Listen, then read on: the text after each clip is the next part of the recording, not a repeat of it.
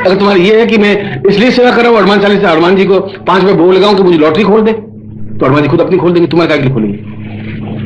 जब लॉटरी तुम्हारे 5 रुपए में खुलती है हनुमान जी, तो हनुमान जी खुद ही खोल देंगे।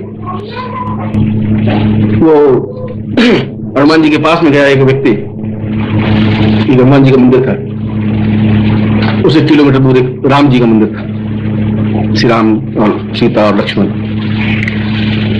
व्यक्ति गया कि श्री रामचंद्र कृपालु भजन नारायण वायुदारणम कंज लोचन कुंजम करकंज पदगंजारणम ऐसा स्तुति किया और उसने समझ की भगवान राम खुश हुए। उसका बच्चे बोल कैसे आया? उनको मेरी पत्नी खो गई है। उनको देख भाई ये डिपार्टमेंट मेरा नहीं, ये एक मील दूर हनुमान जी बैठे, ये वो काम करते हैं, मेरी खुद की पत्नी खो गई थी, मैं तो ढूंढ नहीं सका। तो हनुमान तुम आ जा, तो डिपार्टमेंट बनते हुए अब तुम नौकंज लोग राम जी के पास कर दो, राम जी के पास तुम्हारी पत्नी खोई हुई कहाँ चलाएंगे राम जी बेचारे, वो नहीं ला सकते, उसके लिए तुम्हें हनुमान जी के पास जाना पड़ेगा। और तुम सारी वो कहते वही तुम बेकार है, 1 घंटे मेरा आदमी बोल कुछ फायदा नहीं, मैं खुद भी नहीं बेचा 13 साल भटकता रहा, मैं तो कुछ नहीं, माँ जा वो काम करेंगे। और तुम हनुमान जी के पास जाओ कि बस मेरी शादी नहीं हो रही है हनुमान जी मेरी कुछ करो, ओके भैया मैं खुद कुंवारा हूँ, पितर हूँ, मैं खुद अपनी लड़की ढूंढ नहीं सका, तेरे कहां से लाके दूंगा भैया, वो तो मैं ही लिया था। हमने क्या किया, देवताओं को अलग अलग बांट लिया है, ये देवता ये काम करेंगे, ये देवता ये काम करेंगे, ये देवता ये काम करेंगे। इसलिए इन देवताओं के पास तुम अगर लॉटरी के लिए सट्टा के लिए 5-5 रुपए रखे और आज जो सेवा का तात्पर्य है निस्वार्थ भाव से सेवा होनी चाहिए तुम्हारी, कोई स्वार्थ नहीं हो, मगर सेवा होनी चाहिए तुम्हारी, और सेवा के साथ त्याग होना चाहिए। त्याग वह जो तुम्हें सबसे प्रिय हो, त्याग उसको कहते हैं। तुम्हारे पास 5 किलो मिठाई और 1 गुलाब जामुन रख दिया, वो त्याग नहीं है। तुम्हारे केवल 1 रोटी और 1 रोटी का आधा रोटी तुम दान दे दो, वो त्याग कहलाएगा। तुम्हारे पास 5,000 रुपए हैं, उसमें से 500 रुपए दे दोगे तो वो त्याग कहलाएगा। मगर त्याग ऐसी स्थिति पे होना चाहिए जहां उसका सदुपयोग हो सके। तुम मुझे अगर त्याग करके और 100 रुपए ला करके और एक कुर्ता पहना दोगे तो त्याग तुम्हारा नहीं, यूज जैसे हो मेरे आगे कुर्ते 40-50 पड़े, 200 पड़े, तुम्हारा उस कुर्ता मेरे काम नहीं आएगा। तो मुझे और मैं मतलब तुम मुझे मिठाई ला के खिला, मैं तो मिठाई खाता ही नहीं, और तुम मिठाई का डब्बा ला के, उससे मुझे कोई मतलब नहीं है। इसकी अपेक्षा कोई संस्था का काम हो, जैसे संस्था में और ये लोग आज जिसने भी हॉल बनाया, मैंने तो मैं पैसे लेके खरीदा, पर जिसने भी ये बनाया होगा उसको भी ये पुण्य मिल रहा होगा जो तुम मंत्र जाप कर रहे हो, चाहे उसका 100वां हिस्सा मिलता हो चाहे 1000वां हिस्सा मिलता हो। मगर यहाँ एक अच्छा कार्य अगर मैं नहीं होता, खुद दूसरा शराब पार्टी खोलता, यहाँ पर टेबल लगा देता है, शराब विस्की की बोतल होती है, पीते नाच गाने होते, ऊपर को देखता नहीं तो नाच गाने होते, वैसा भी हो सकता था। मगर शायद उनके कुछ पुण्य अच्छे होंगे पूर्वजन्म के कि यहाँ मंत्र साधना हो रही है, तपस्या हो रही है, अच्छे मंत्र हो रहे हैं, गंदा काम नहीं हो रहा है। अब इसमें अगर तुम एक वायरिंग लगा दे, एक कोई वायर, तो वो तुम्हारा त्याग है, क्योंकि इससे जो और साधना करने वाले उनको एक लट्टू और काम आएगा। मेरे 500 रुपए का कपड़ा पहनने की अपेक्षा 1.25 रुपए का लट्टू लगाना ज्यादा उपयोगी रहेगा। उदाहरण लेकर समझा रहा हूँ। त्याग का मतलब वह होता है, सेवा का मतलब वो होता है आप खुद वो लगाएं कि यहाँ एक बोर्ड अच्छा नहीं है, एक बोर्ड लगाना चाहिए। ऐसा कहकर के, ऐसा मैं तुम्हें नहीं कह रहा हूँ कि तुम ऐसा करो, मैं तुम्हें उदाहरण लेकर समझा रहा हूँ। चाहे ये हो, चाहे संतोषी माता का मंदिर हो, चाहे जगदम्बा का माता का मंदिर हो, कहीं पर भी जहाँ त्याग की प्रवृत्ति होती है वहां त्याग भावना तुम्हारी होनी चाहिए, और जहां जरूरत हो वहां तुम्हें करनी चाहिए। सेवा, सेवा के बाद त्याग, त्याग के बाद समर्पण।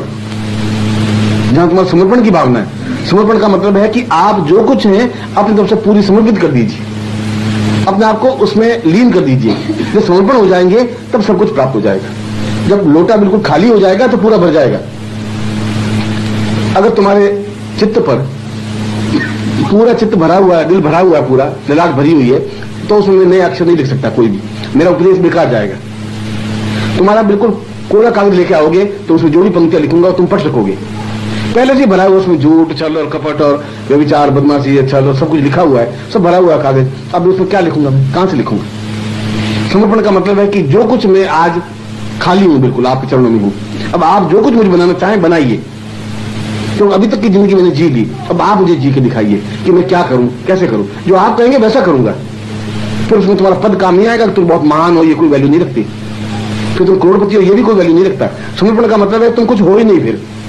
फिर तुम समर्पण भी करो और थोड़े कुर्ते का करोड़ का झटकोर, मैं मतलब एक ऑफिसर हूं, तो तुम्हारा समर्पण नहीं है फिर वो। या तुम बहुत विद्वान हो, वो समर्पण नहीं है। समर्पण का मतलब है तुम कुछ नहीं हो, मैं बिल्कुल खाली हूं। अब मेरे पास न पद है, न प्रभुता है, न पैसा है, न धन है, न दौलत है, वो जो कुछ है मेरे घर में पड़ा है। यहां पर जो मैं हूं वह बिल्कुल पूर्ण भाव से आपको समर्पित हूं। ये समर्पण है। जब ये स्थितियां आती हैं तब उस चैतन्यता से शिष्यता में आता है, तब वो शिष्य बनता है। तुरंत शिष्य नहीं बनता, पहले जिज्ञासु बनता है, फिर चैतन्य बनता है। चैतन्य के तीनों बिंदु उसके जीवन में आते हैं, तीनों बिंदु आते हैं तो शिष्य बनता है। और जो शिष्य बन जाता है, शिष्य का तात्पर्य है, संस्कृत में इसका अर्थ है नजदीक जाना। शिष्य और गुरु के नजदीक जाता है। नजदीक जाने का मतलब ये नहीं कि आप बिल्कुल उसके सीने सीना भिड़ा के खड़े हो जाओ, ये शिष्य का मतलब नहीं। गुरुजी आपने कहा था, मैं हैदराबाद में गया अभी 4-5 साल पहले की बात। मैं गुरु पूर्णिमा का अवसर था, मैं गंगोत्री से आ रहा था, उसमें से कई लोग यहाँ होंगे साथ में। वहां एक शिष्य था, उसने बड़ा आयोजन अच्छा किया। उन सब कम से कम 200 शिष्य मेरे साथ में थे। उनको ठहराने की व्यवस्था, भोजन की व्यवस्था बहुत अच्छी की। जब हम हैदराबाद में घुसे तो उसने बैंड बाजे लाया, बेचारे को खूब खुशी मनाई।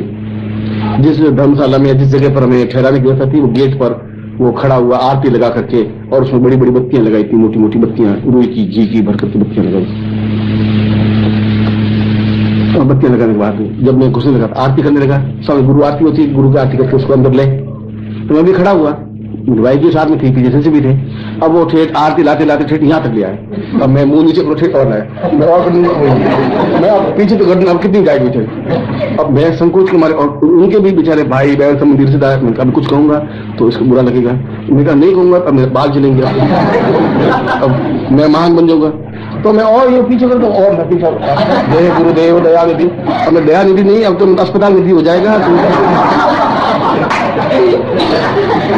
तो मैं हाथ से उसकी आरती को ये क्या? और मैंने कहा भाई आरती क्यों नहीं होती ऐसा? आप कब गवाते हैं? तो एक बार आया तो फंस गया, इसका मतलब ये तो मुझे सीधा यहाँ अस्पताल घर ही पहुंचा दो। मैंने तुम दूर से आरती करो। नहीं गुरुजी, बार बार थोड़ी होता है ऐसा, मौका बार बार थोड़ी आता है, आज ही आया।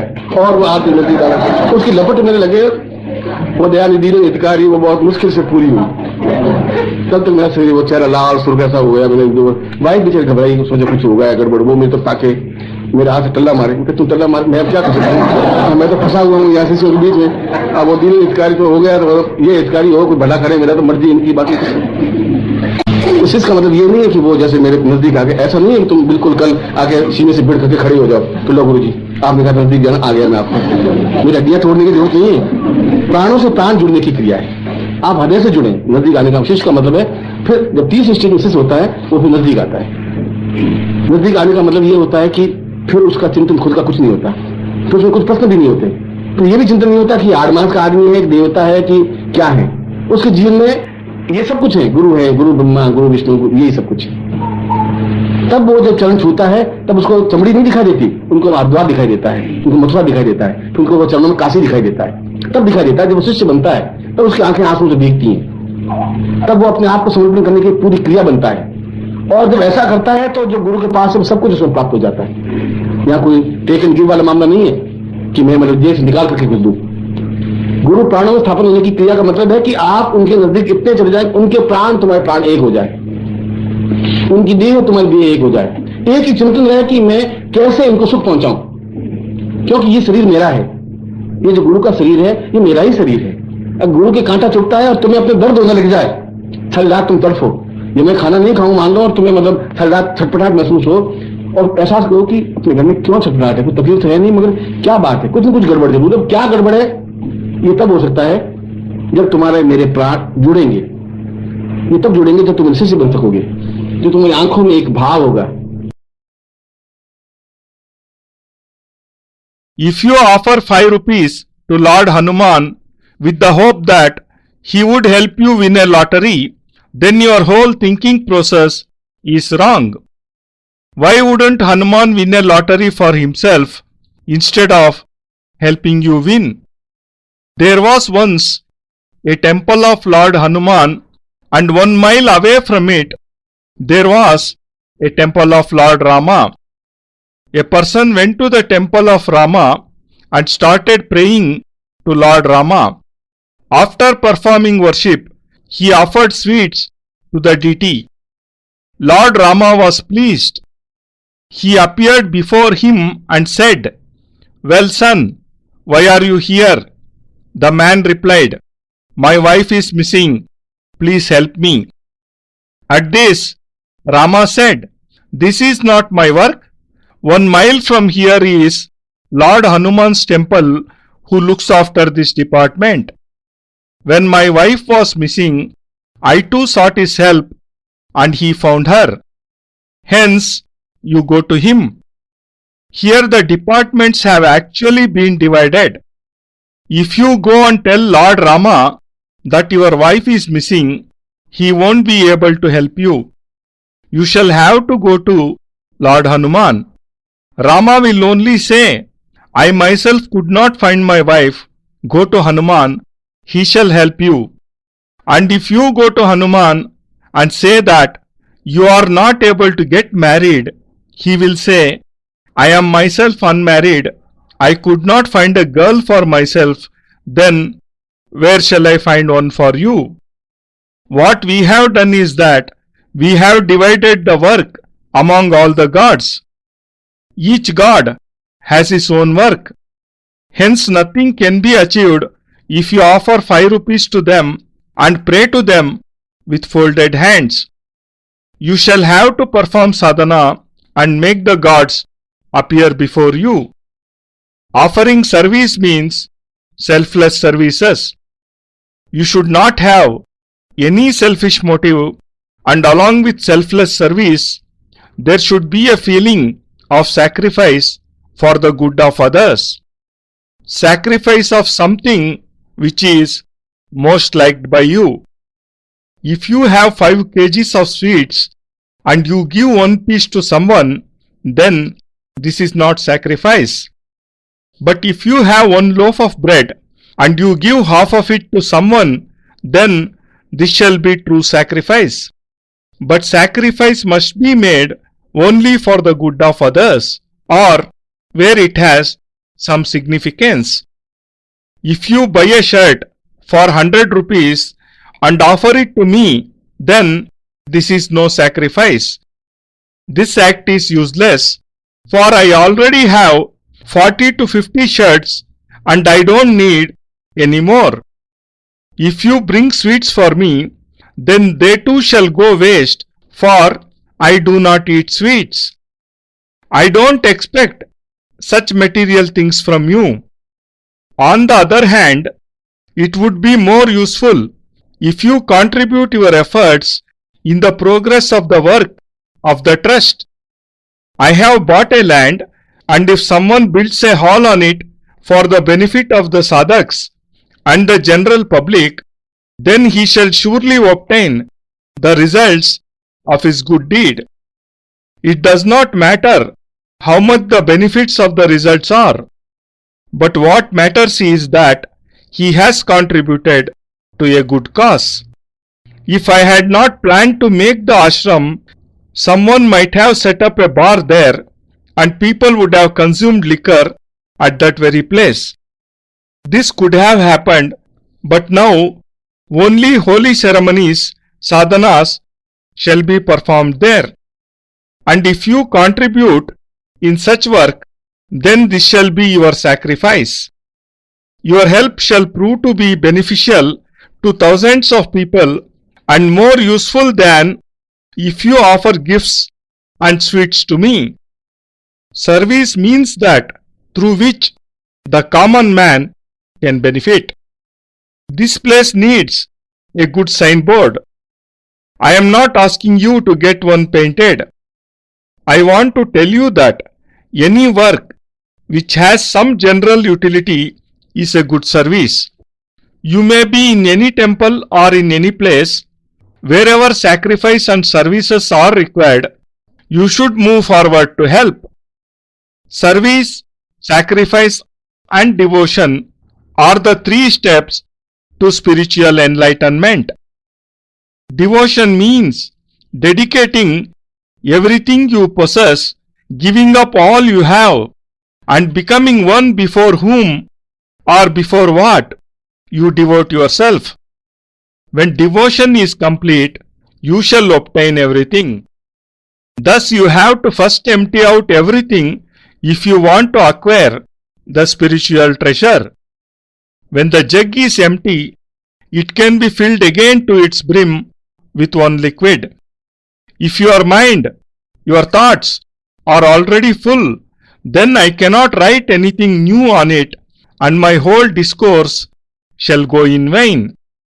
Only when you bring a plain, empty sheet of paper shall you be able to read the lines which I shall inscribe on it. If already it is filled with lies, deceit, immorality, then what can I write on it? Where shall I write? You say to your Guru, I have given up all I possess to you and am now empty. I am sitting in your feet, and it is up to you to give whatever shape or form to my life according to your wish. Till now I have lived life as I wished. Now you teach me how to live. You tell me what to do and how to do. I shall do whatever you ask me to. This is devotion. When you become devoted, then your position, your fame, all become insignificant. Then even if you are a millionaire, it would have no significance. Devotion means that you are nothing. It won't do if you say that you are devoted and then feel proud that you are an officer or you are such a great scholar. This is not devotion. Devotion means you are nothing at all, that you are empty, that you have no position, no fame, no money, no power, no wealth, and nothing. Whatever you do have in material terms is at your home. Here in the feet of the Guru, you are fully devoted. And when a person reaches this stage, he becomes a true disciple. He is not a disciple from the beginning.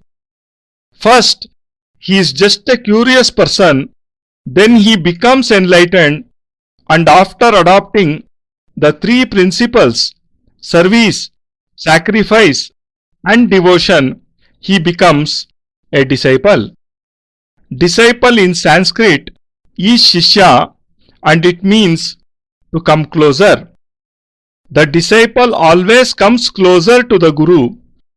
This does not mean that he should go and embrace the Guru.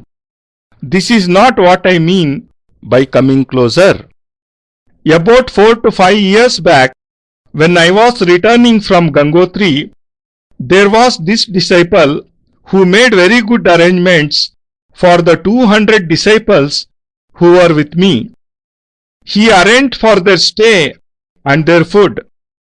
I promised to visit his house in Hyderabad. When I reached Hyderabad, he had hired a musical band and was feeling very happy. He had arranged for us to stay in a guest house, and on the gate of the place he stood with a plate containing a dozen lighted earthen lamps for Aarathi. When I reached the gate, he started the Aarathi. I stood there with my wife and some other disciples as he performed the ceremony. While performing the Aarathi, he came closer and closer, and soon the flames from the dozen lamps were hardly an inch or two from my face. I turned my face, and he came even closer. I strained my neck backwards to its limits. Still the intense heat reached me. I hesitated to say anything to him, as all his relatives, friends stood nearby. I thought, if I say something, he will feel hurt, and if I don't, my brows and hair will burn.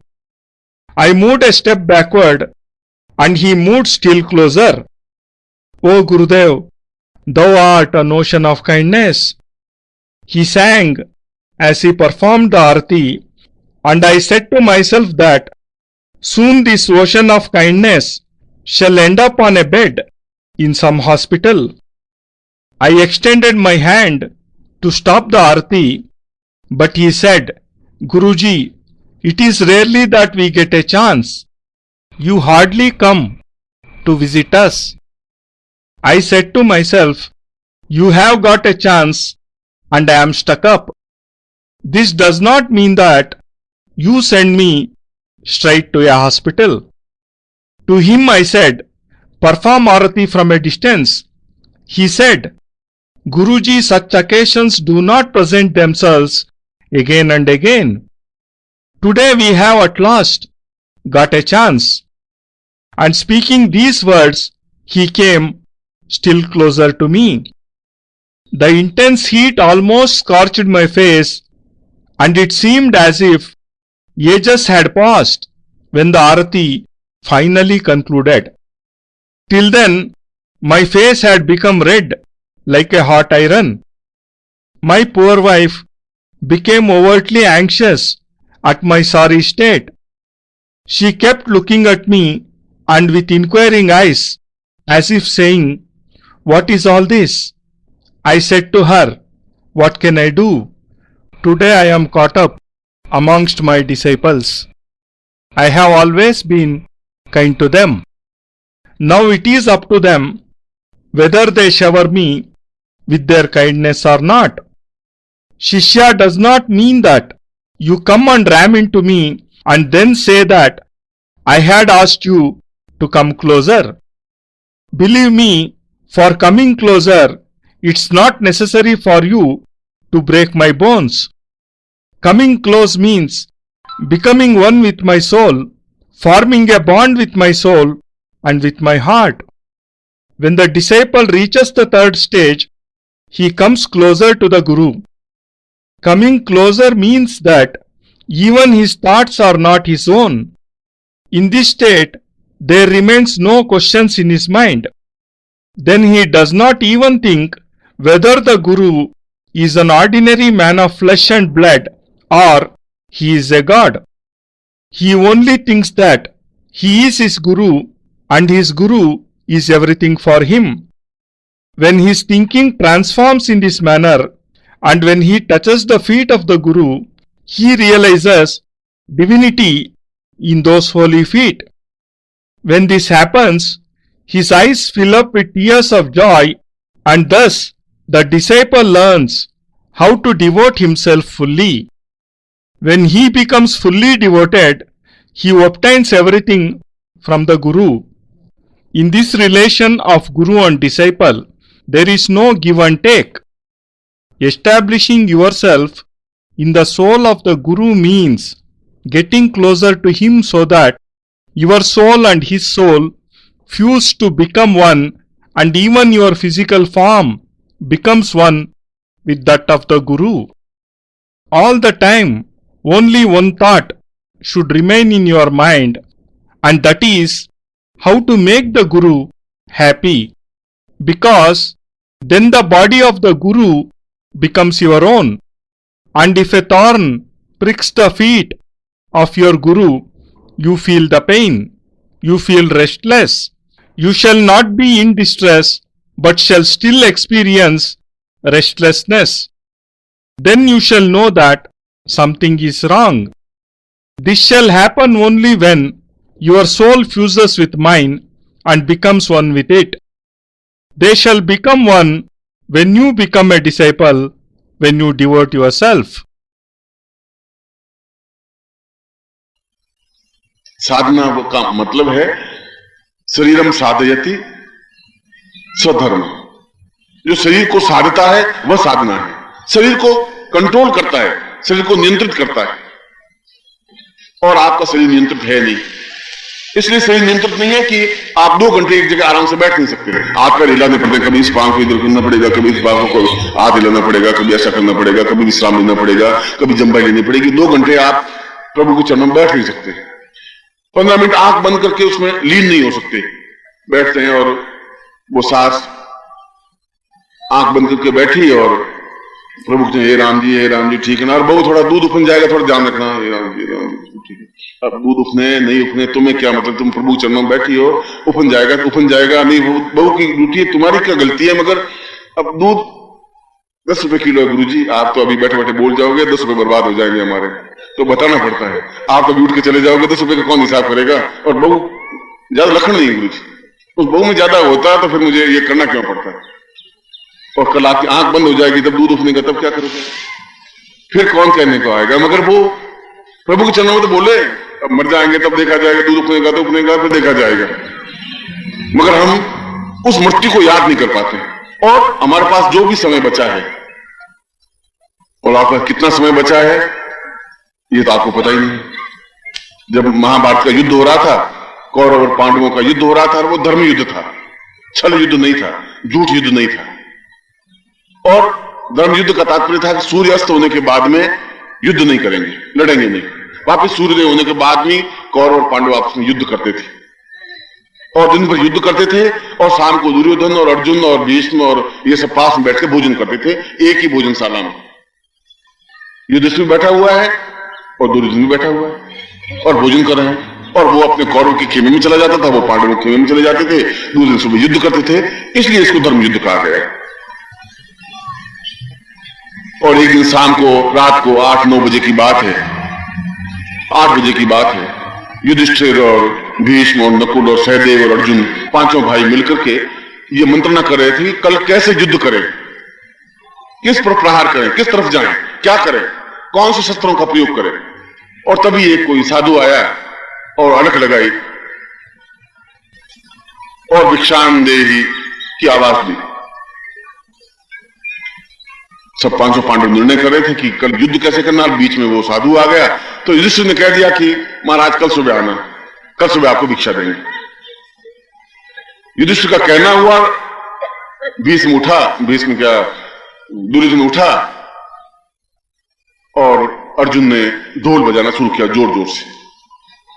Bhim ने कहा, अर्जुन क्या कर रहे हो, इतने जोर से रात्रि को युद्ध का नगारा क्यों बजा रहे हो, क्या है नगारा क्यों बजा रहे हो? उसने कहा, अब निश्चय हो गया, कल सुबह तक हम ये कम से कम युधिष्ठिर नहीं मरेंगे, ये गारंटी हो गई कि युधिष्ठिर झूठ बोलते नहीं, इसने कल सुबह भिक्षा देनी है, इससे सुबह तक तो मर ही नहीं सकते। ये युधिष्ठिर कहा, मैंने कितनी बड़ी गलती की, मुझे क्या मालूम कि घंटे पर बाद में जीवित रहूंगा या नहीं रहूंगा। मैंने एक सत्यवादी होने के बावजूद मैंने ऐसा आश्वासन कैसे दे दिया कि कल सुबह तुम्हें भिक्षा दूंगा, सुबह क्या होगा, मैं जीवित रहूंगा भी कि नहीं। इसलिए मैं पूछ रहा हूं कि आपका समय कितना है, आपको ज्ञात नहीं है। संसार में कोई मशीनरी आप नहीं बता सकती कितना समय आपके पास है, आयु कितनी है, कोई विज्ञान नहीं बता सकता, कोई साइंटिस्ट नहीं बता सकता, कोई डॉक्टर नहीं बता सकता, मैं भी नहीं बता सकता, आप भी नहीं बता सकते। और यदि आप सोचें कि ये ध्यान गुरुजी 2-3 साल बाद लगाना शुरू कर देंगे, और ये साधना जो आप कह रहे हैं, अभी थोड़े बेटे की शादी हो जाए, बहू आ जाए, उसको काम दाम सौंप दें, फिर आपके पास आएंगे गुरुजी और वो सब ध्यान वान सब लगाएंगे गुरुजी।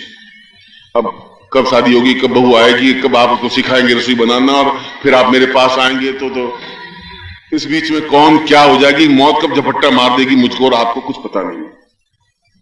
इसलिए जो क्षण आपके पास में है वो आपके हैं, उन क्षणों का उपयोग करेंगे तभी आपके जीवन में पूर्णता आ पाएगी। और मैंने ये बताया कि उस पूर्णता तक पहुंचने के लिए जो कुछ ऊपरी बातचीत की जाती है, उस बातचीत से पूर्णता नहीं मिल सकती। साधना के माध्यम से, साधना एक ऐसा माध्यम है आपके और प्रभु के बीच में, उस साधना के माध्यम से ही उस जगह पहुंच सकते हैं।